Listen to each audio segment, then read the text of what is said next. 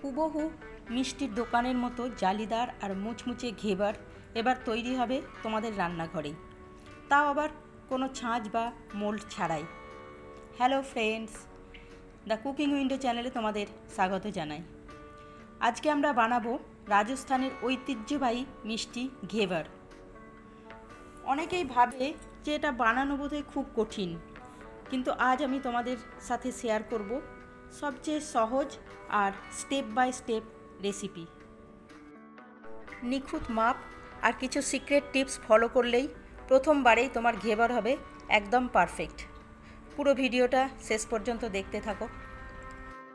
দেখো, এখানে আমি ঘিটা গলিয়ে নিয়েছি। তারপর এই গলানো ঘি 4 চামচ আমি একটা বড় বাটিতে নিয়ে নেব।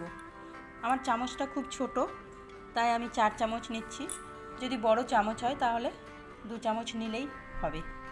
তবে ঘিটা কিন্তু গলিয়ে নেবে, আর ঘিয়ের জায়গায় তেল একদমই চলবে না। তারপর এতে আমি বরফের কিউব নিয়ে নিলাম 2-3টে, নিয়ে এইভাবে গোল গোল করে ঘুরিয়ে নিলাম। দেখো, ঘিটা একদম জমে গেছে। এই ঘিটা জমে গেলে এবার আমি বরফটা তুলে ফেলে দেব। তারপর এখানে যে এক্সট্রা জলটা আছে সেই জলটাও ফেলে দেব। নিয়ে এই ঘিটাকে খুব ভালো করে ফেটে নেব। এটা খুব বেশি সময় লাগবে না, 2-3 মিনিট ধরে এইভাবে ফেটে নিলেই হয়ে যাবে। দেখো, ঘিয়ের কালারটা পুরো চেঞ্জ হয়ে সাদা হয়ে গেছে, আর এর টেক্সচারটা দেখো কত মোলায়েম হয়েছে। আমি তোমাদের দেখাই। দেখো, একদম হোয়াইট আর ক্রিমি, মনে হচ্ছে যেন ক্রিম, এরকম হয়ে যাবে। এখন এর মধ্যে আমি ময়দা দিয়ে দেবো। এখানে আমি 1 কাপ ময়দা নিয়েছি। 1 কাপ ময়দা পুরোটা দেব না, প্রথমে হাফ দেব। হাফ ময়দা ভালো করে আমি আগে মাখিয়ে নেব। এই হাফ ময়দাটা ঘিয়ের সঙ্গে সুন্দর করে মাখানো হয়ে গেলে তারপর আমি বাকি ময়দাটা দেব। তারপর এটাও সুন্দর করে মাখিয়ে নেব।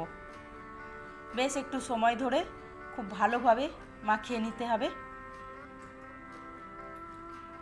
এগুলো করতে কিন্তু একদম তাড়াহুড়ো করলে চলবে না। তারপর দেখো, এখানে আমি হাফ কাপ দুধ নিয়েছি। দুধটা একদম ঠান্ডা, ফ্রিজে রাখা ছিল। প্রথমে এটা আমি ফুটিয়ে ঠান্ডা করে তারপর ফ্রিজে রেখেছিলাম। একদম ঠান্ডা দুধ হাফ কাপ আমি দিয়ে দিলাম। দেখো, 1 কাপ ময়দাতে আমি হাফ কাপ ঠান্ডা দুধ নিয়েছি। তারপরে এই দুধটা ভালো করে এর মধ্যে মিক্স করে জল নিয়ে নেব।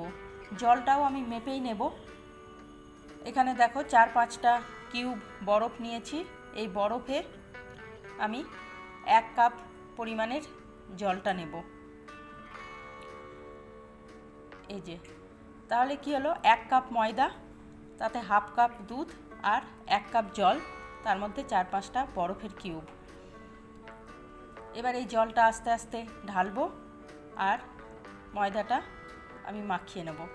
একসঙ্গে পুরো জলটা দিলে হবে না, অল্প অল্প করে জল দিয়ে সময় ধরে এটাকে খুব সুন্দর করে একটা পাতলা ব্যাটার তৈরি করতে হবে। এই যে দেখো, আবারও একটু জল দিলাম, দিয়ে আবারও ভালো করে মাখিয়ে নিলাম।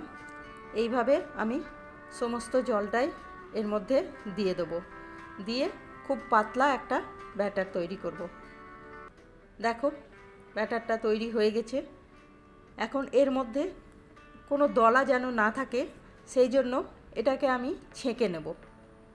একটা বড় ছাঁকনিতে এইভাবে ঢেলে পুরো ব্যাটারটা ছেঁকে নেব। তাহলে এর মধ্যে কোনো রকম সলিড কোনো জিনিস থাকবে না, কারণ এটা না ছাঁকলে কিন্তু ঠিকমতো ঘেবার তোমার তৈরি হবে না। তাই এই ছোট ছোট টিপসগুলো কিন্তু ভালো করে মনে রাখতে হবে ঘেবার বানানোর সময়। দেখো, ছেঁকে নিয়েছি পুরো। এবার আমি তোমাদের দেখাচ্ছি এর কনসিস্টেন্সিটা। দেখো, একদম পাতলা একটা ব্যাটার। এইভাবে হাতার গায়ে পাতলা একটা আস্তরণ পড়বে, এই যে এরকম দাগ টানলে দাগ টানা যাবে। এখন এটাকে আমি ফ্রিজে রেখে দেবো, কারণ খুব ঠান্ডা থাকা দরকার, এটা যেন কোনোভাবেই গরম না হয়ে যায়। সেই জন্য এটাকে ফ্রিজে রেখে দিয়ে আমি এবার 1 লিটার দুধ বসিয়ে দিয়েছি গ্যাসে। এবার এই দুধটা ফুটিয়ে ফুটিয়ে ঘন করে নেব, একটা রাবড়ি তৈরি করে নেব। এই দুধটা ঘন করতে আমার প্রায় 45 মিনিট সময় লেগে গেছে। দেখো এখন বেশ ঘন হয়ে এসেছে। এবার ফ্লেভারের জন্য আমি এখানে দেখো 1 চামচ মতো ঠান্ডা দুধ নিয়েছি, নিয়ে তাতে 1/2 চামচ কাস্টার্ড পাউডার দিয়েছি। এটা ভ্যানিলা কাস্টার্ড পাউডার। আমি ভ্যানিলা ফ্লেভার বানানোর জন্য এই ভ্যানিলা কাস্টার্ড পাউডারটা দিয়েছি। তোমরা এর জায়গায় কেশর বা এলাচও দিতে পারো, যেটা দেবে তারই ফ্লেভার আসবে। আমার ভ্যানিলা ফ্লেভারটা পছন্দ, তাই আমি ভ্যানিলা ফ্লেভারের কাস্টার্ড পাউডারটা দিলাম। এবার এর মধ্যে আমি 1/4 কাপ চিনি দিয়ে দিলাম। তারপর নেড়ে চেড়ে চিনিটা গলে গেলে আমার রাবড়িটা তৈরি হয়ে যাবে। এবার আমি গ্যাসটা বন্ধ করে এটা রেখে দেব। দেখো এর কনসিস্টেন্সিটা এখন এরকম পাতলা আছে, কিন্তু ঠান্ডা হয়ে গেলে বেশ গাঢ় হয়ে যাবে। দেখো আস্তে আস্তে গাঢ় হতে শুরু করেছে। আমার রাবড়ি রেডি।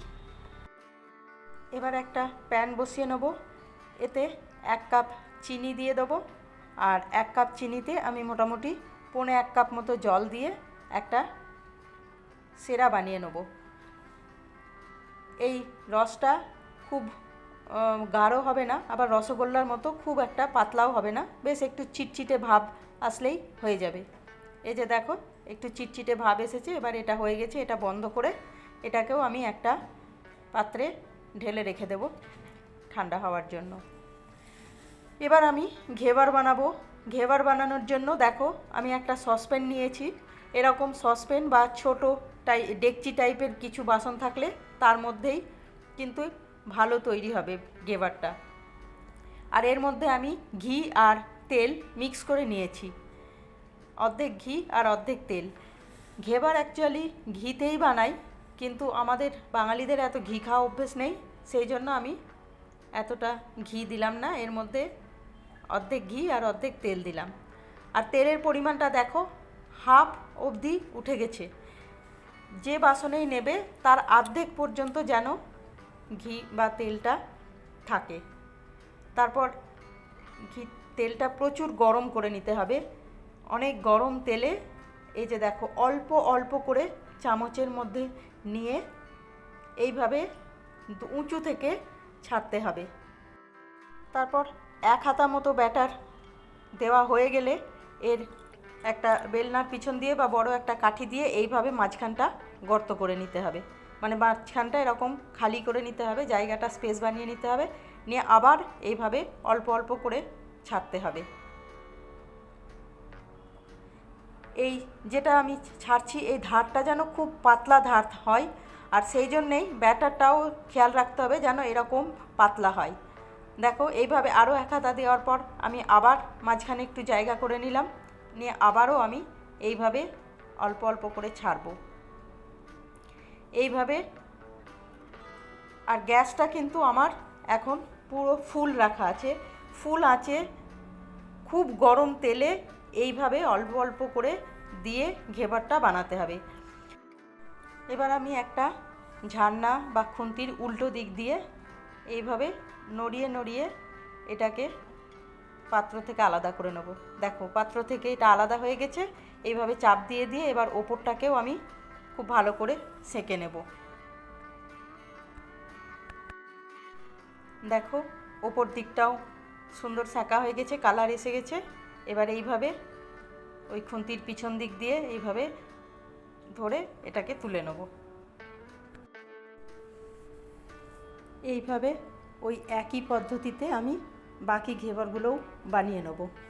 আমার 1 কাপ ময়দাতে মোটামুটি 3টে ঘেবার বনেছে, দেখো এরকম সাইজের।